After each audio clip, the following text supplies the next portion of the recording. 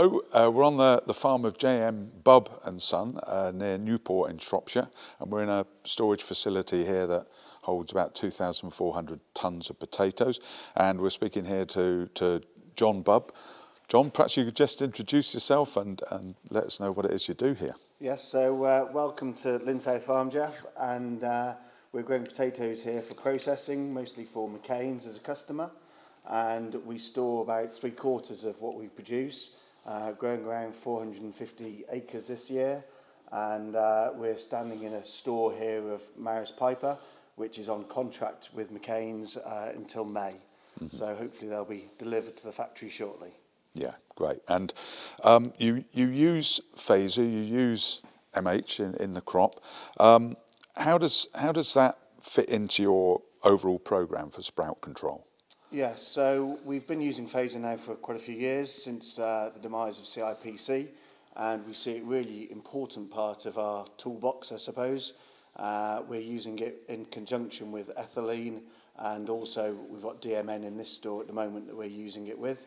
And it's a vital tool, especially now with the volunteers in the fields, and it helps control those, and in other crops it's fantastic.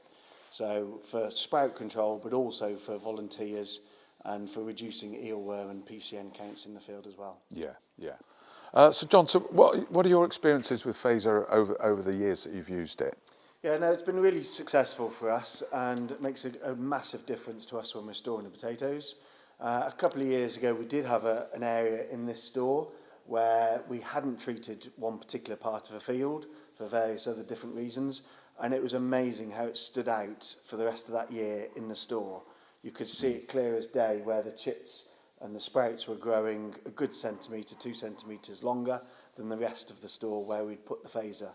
And so really ever since that day, we knew that it was doing a fantastic job and getting into potatoes. And then also now we're testing the potatoes each year, and so we're seeing the residuals that are in the crop, and I think that's a great way then of monitoring and seeing how well we've applied it. And then I think in the future we can look and see how we can integrate those results into our regime of storage, really, and whether we can alter what else we do, whether it be temperature or other sprout suppressants, with knowing the amount of that FAZOR that's in the crop. Yeah, great. Right, we have Tom Pedge here, who helps out with the agronomy of the potatoes. Tom, could you just describe, from your point of view, when you're about to apply the FAZOR in the growing crop, what it is, what conditions you're looking for in terms of the crop and the weather, etc., to get the best out of the product? Yeah, so the best time of day to apply the product would be late afternoon to evening. You don't want to be going when the sun's at its highest, the highest temperature of the day, midday. You want to try and avoid that. And you want to go on with a high water rate, minimum 350 litres. Yeah. Do you ever go higher than that? Yeah, I have gone higher than that before. Depends on the canopy size, really.